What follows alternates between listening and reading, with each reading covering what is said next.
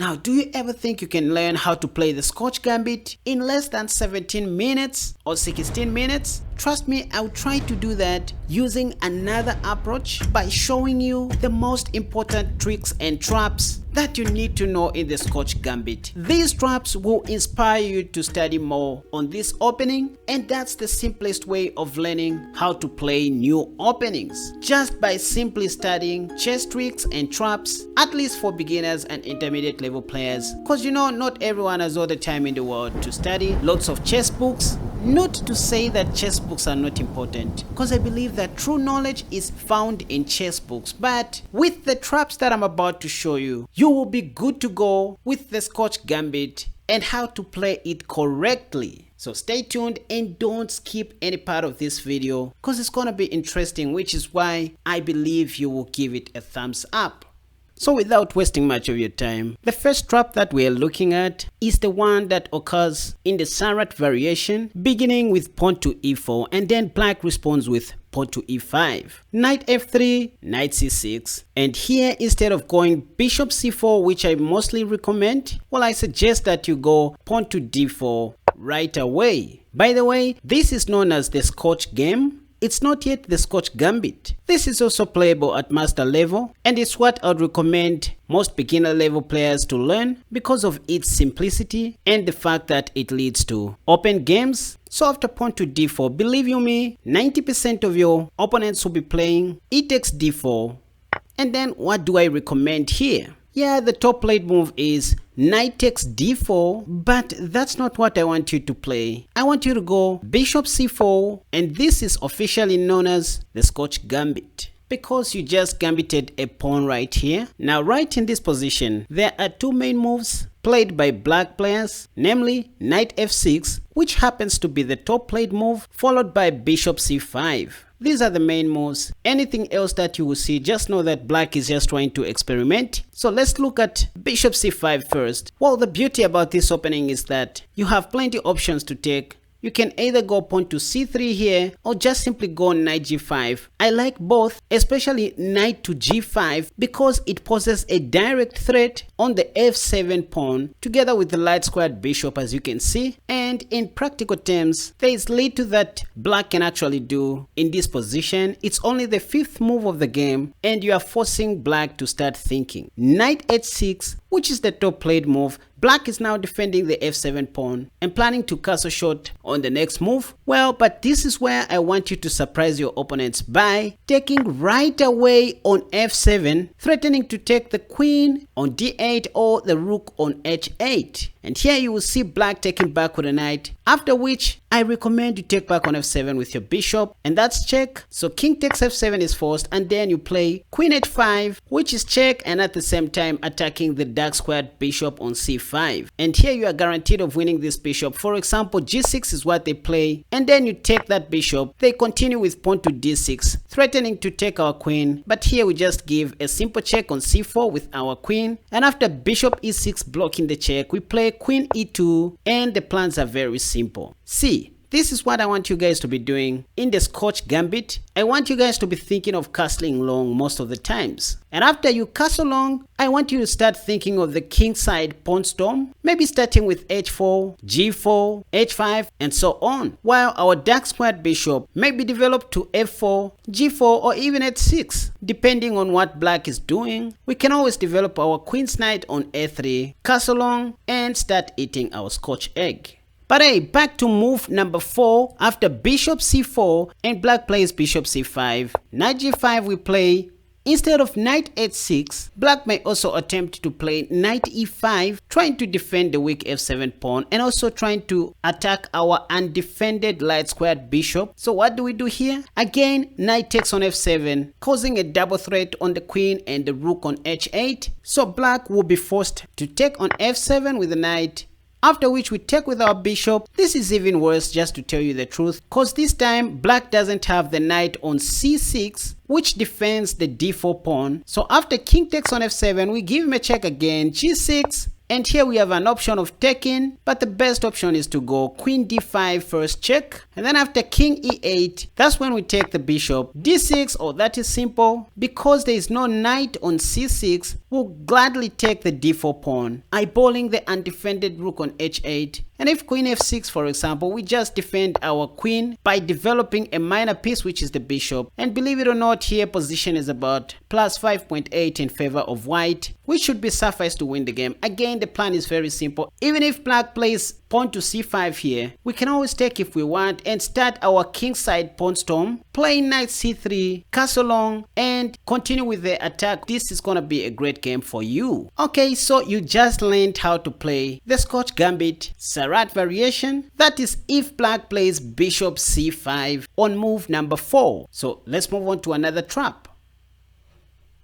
So trap number 2, again you start pawn to e4, e5 by black, knight f3, knight c6. These are the moves that you're going to see from time to time. So d4 again, e takes d4, and now here you play bishop c4. Let me show you another way you can play the Scotch Gambit after bishop c5. So instead of knight g5, because your opponent is now familiar with your plans, here you can also try pawn to c3 right away. I love this move pawn to c3 because it also opens up this way for our queen. Now without doubt, d takes c3 is the top played move by black. Why? Because black thinks he just took your second pawn. Remember, you gave up your first pawn on d4 and then you sacrifice another pawn on c3. So black is very happy to have it, and this is called the Hexo Gambit. Now this will be the easiest for you to play. What I want you guys to be doing is, instead of taking back on c3, you just go bishop takes on f7. What's the big idea behind bishop takes f7? Well, even though Stockfish does not seem to be satisfied with this move, don't worry, because you're not going to be playing Stockfish.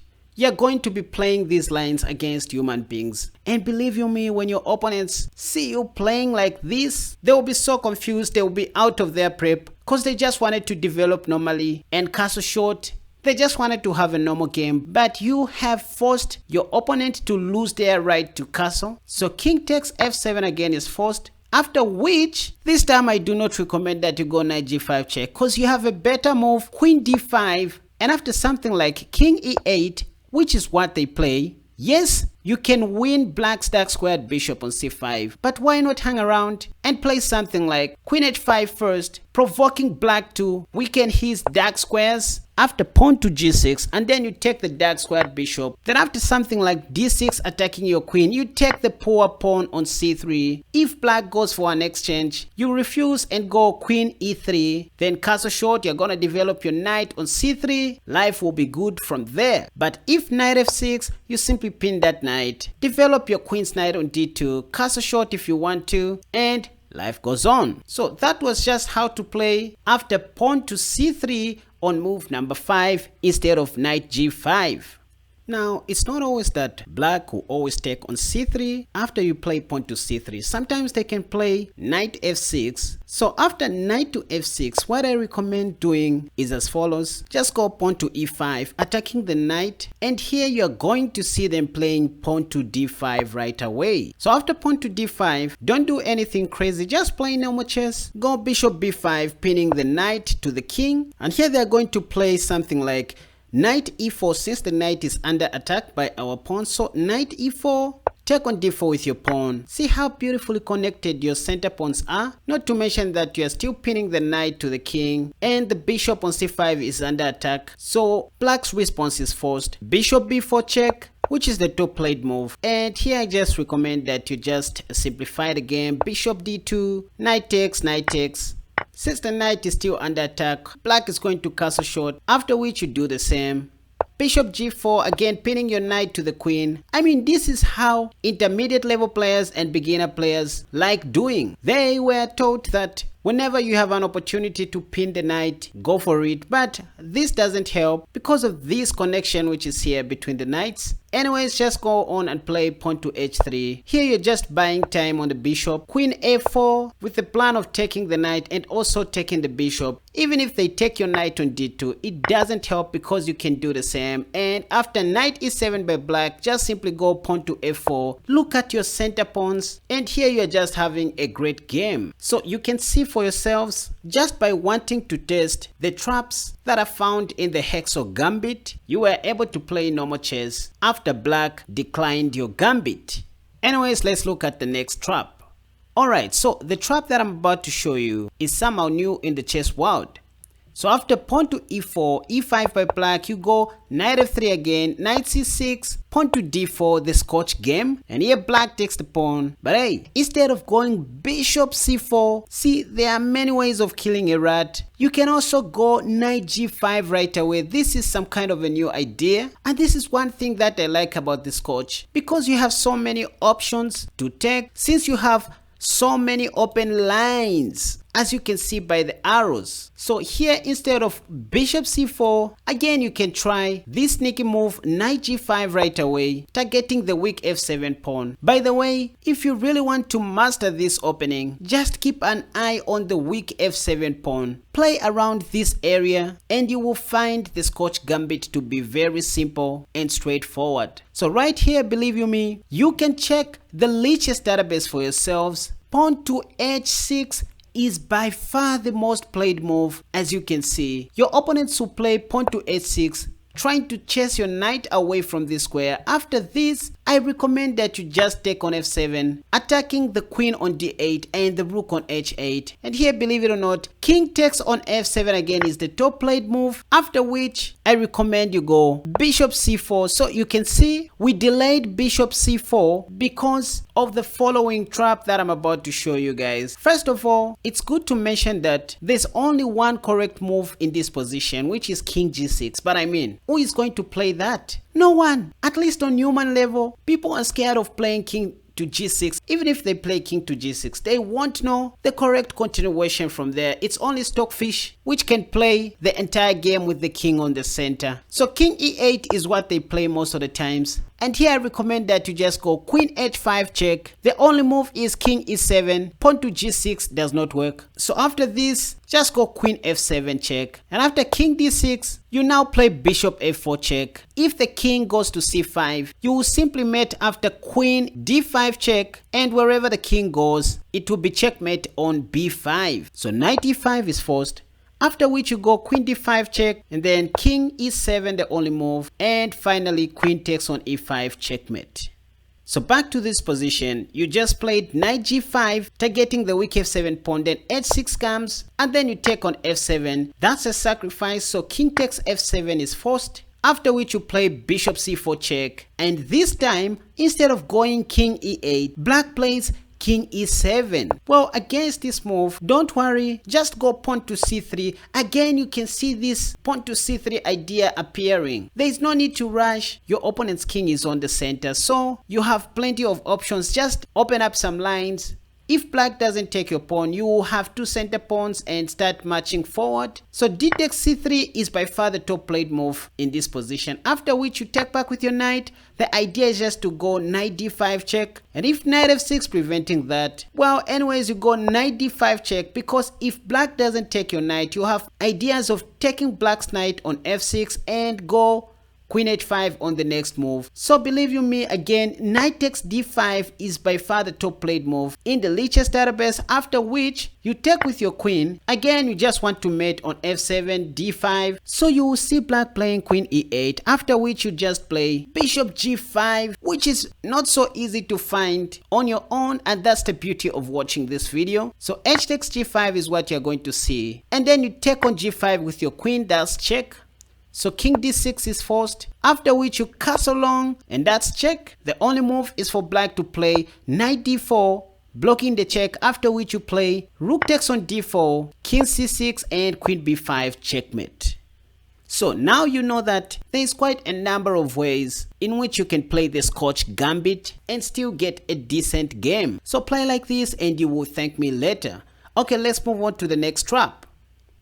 Now let's look at the knight f6 responses. So here you just start with pawn to e4, black plays pawn to e5, knight f3, knight c6, d4, the Scotch game, then black takes, that's what they do. You play bishop c4. Remember in the previous trap we looked at The knight g5 idea, yes, that is also playable. But now we are back to our bishop c4 ideas. So instead of bishop c5, black may also play knight f6, simply attacking your pawn on e4 and also developing a minor piece. Anyways, I don't like what most Scotch players like playing here. Pawn to e5 is somehow complicated, so I just recommend you go knight takes d4. Look, here you're just sacrificing another pawn on e4. It's up to black to take it or leave it. But let me just say something about knight takes d4 in this position. Knight takes d4 will just help us develop our pieces rapidly. For example, after knight takes d4, we'll take back with the queen. Black won't be able to take our e4 pawn because it will be defended by our queen. Next, we're going to develop our knight, castle short, life goes on. But Stockfish here likes knight takes e4, which is the top played move by black, even in the Masters database. So let's look at this. Knight takes e4 is what you're going to see most of your advanced players playing. Yep, after this, knight f3, castle long are very much playable. But I just want you to go crazy and play bishop takes on f7 again, sacrificing the bishop. Because after king takes on f7, again you have this sneaky idea of going queen h5 check. After pawn to g6, you go queen d5 check, king g7, and yes, even though you can win black's knight on e4, you can still do better by being creative. Take the knight on c6 first, because black cannot take with the d pawn. The queen on d8 will be hanging, so they will take with the b pawn, after which you take the poor knight. And as you can see by the arrows, you have a nice position, even though Stockfish doesn't seem to agree. But I mean, here you can easily develop your dark squared bishop, castle short, and life goes on. Not to mention that in most of these positions, I like castling long and start launching the pawn storm on the king side. And please see that bishop b4 check with an intention of going rook e8, pinning our queen to the king, doesn't work, because we're just gonna take black's dark squared bishop on b4 and we are okay. They can try queen e7 here, pinning our queen to the king, but here we can just simply play queen e3, and if they take us, well, they just helped us develop a piece. And look at our fixed pawn structure on both sides of the board. And how about black's pawn structure? See how ugly his pawns look from his end. Here I believe you're going to have a decent game. It's not just about winning a free piece, but also having a decent position for a better end game. So anyways, let's go back. So back to this position. Instead of bishop c5, black again plays knight f6, and here I said just go on and take black's pawn on d4 instead of going pawn to e5. And this time you might see black responding with the move bishop c5 instead of taking our free pawn on e4. Now after bishop c5, please note that our knight on d4 is attacked twice by two of black's minor pieces, and we only have one defender, which is the queen. So here just go bishop e3, be simple. And believe you me, knight takes d4 in this position is the top played move in the Lichess database. So you're going to see your opponents playing knight takes d4 anyways, after which you play bishop takes d4, bishop takes d4, queen takes d4. Again, you can clearly see that we are ahead in development and we're gonna have a fast game in this position. Knight c3 is coming. We are going to castle long as always and start attacking from the king side with our pawns. That is the strategy. So this is called the Du Bois-Reti defense. Not very difficult to remember. Let's move on to the last trap.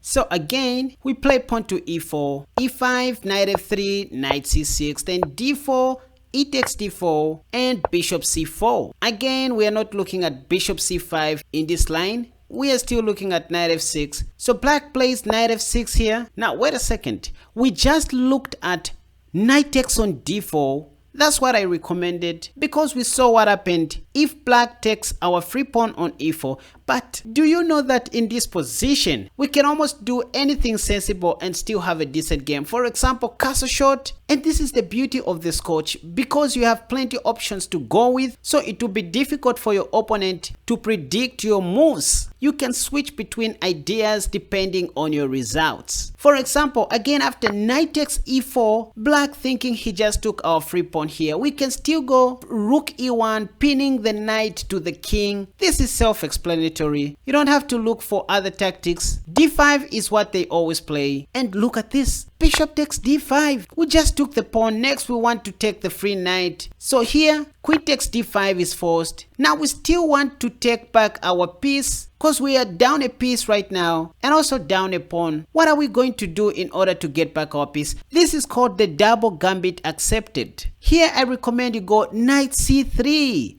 Please note that the pawn on d4 cannot take our knight because we are going to take the free queen on d5. Not to mention that the knight cannot do anything because it is pinned by our rook to the king, and so our knight is freely attacking the queen on d5. So the only safe square for the queen might be the h5 square or the f5 square, but queen f5 is the top played move, after which you take with your knight. Yes, it was possible to take with the rook, but taking with the rook is just too slow. You need to be creative. Just go ahead and take with your knight. And when you look into the Lichess database again, bishop e6 is by far the top played move, blocking the upcoming check, after which I recommend you go for this bishop again, just like in the max range attack, knight eg5. And here theory says black should castle long and just give up his pawn. But you will still meet some Judases who always want to hold on to their extra pawns. They will play queen d5, after which I recommend you don't even take the bishop. Now it's the f7 pawn again. Knight takes on f7, intending to take the rook on h8. And so king f7 is forced, after which you go knight g5, again check, plus attacking the bishop on e6. So king g8 is what they always play. And then you take the bishop on e6. Next you're going to take black's dark squared bishop, or simply retreat your knight to the f4 square.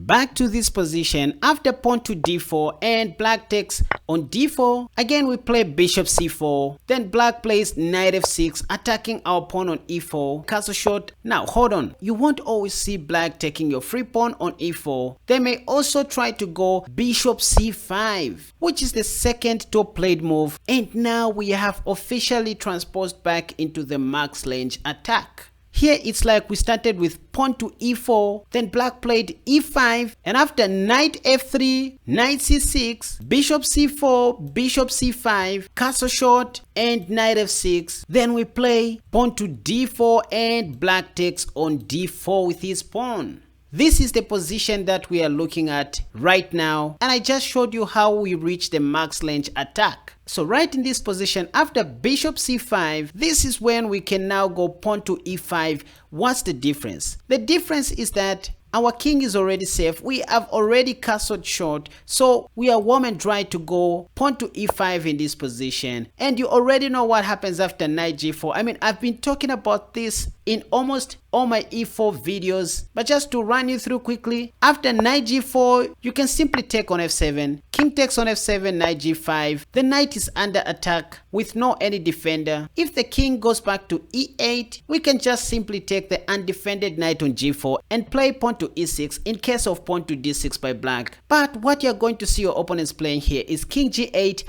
which is the top played move, after which we just simply capture black's knight on g4, knight takes e4 again, which is the top played move. Here we just go queen g3 and everything is sorted out. We can play knight back to e4, rook e1, knight d2, knight f3, and develop all our minor pieces. We are going to have a decent game from here. It's only Stockfish which can fight, not your lower rated opponents. Look, this is not the position that your lower rated opponents were expecting to have in the opening stage. Their king is misplaced, their rook on h8 is blocked and undefended, and they are now playing by fear. But of course, give this position to Stockfish. It will crush you so easily because it is an engine and you are just a human being.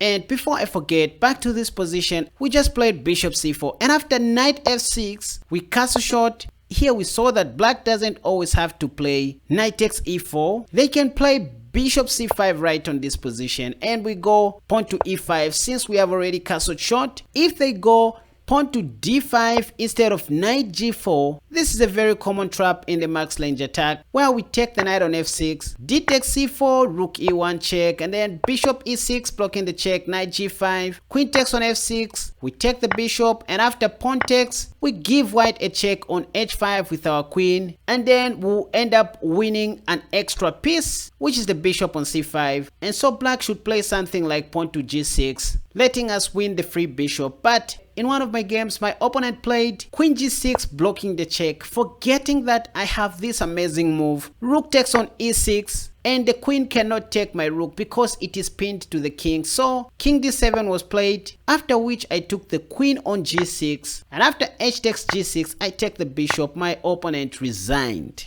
Anyways, I won't say much. Believe it or not, but you just learned every important stuff to do with the Scotch Gambit.